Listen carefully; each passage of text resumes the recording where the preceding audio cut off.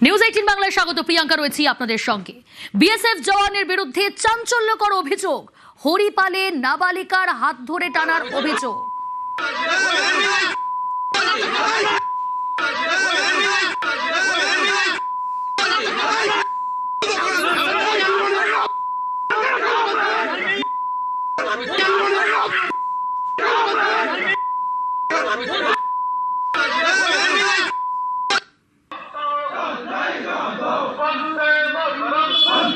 হরিপালের ঘটনা, বিএসএফ জওয়ানের বিরুদ্ধে চাঞ্চল্যকর অভিযোগ। রানা রয়েছে প্রতিনিধি। রানা, নাবালিকার ঠিক কি অভিযোগ, তার পরিবার কি অভিযোগ করছে, পুলিশ সূত্রে কি তথ্য, কখন ঘটেছে এই ঘটনা?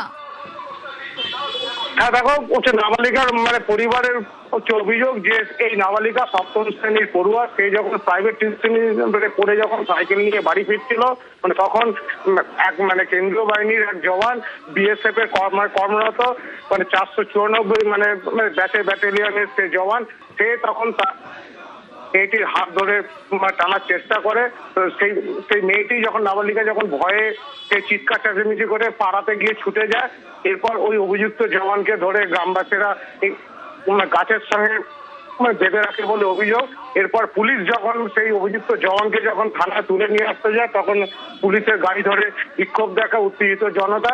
ঘটনার প্রতিবাদ জানিয়ে হরিপাল বিধানসভার তৃণমূল প্রার্থী করবী মান্না সে থানার সামনে বসে অবস্থান বিক্ষোভ করে। তাদের দাবি, যতক্ষণ না এই কেন্দ্রীয় জওয়ান যে গ্রেপ্তার করা হচ্ছে তার উপর দৃষ্টান্তমূলক শাস্তি দেওয়া হচ্ছে, ততক্ষণ এই বিক্ষোভ অবরোধ চলবে। প্রায় 2 ঘন্টা ধরে অবরোধ চলার পর এরপর পুলিশ একটি কেস রুজু করেছে। না, এই মতো এখন জাস্ট অবরোধ উঠলো। পুলিশ ইতিমধ্যেই একটা নির্দিষ্ট পত্র আইনে তারা মামলা দায়ের করা শুরু করেছে।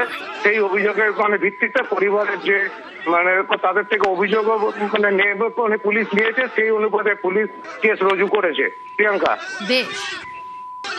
হাত ধরে টেনে চলে যাচ্ছিল। কে হয় যে আমার মেয়ে 7-এ পড়ে, দোকান থেকে ফুটে সন্ধ্যেবেলা 6টা 10-এ বেরিয়েছি।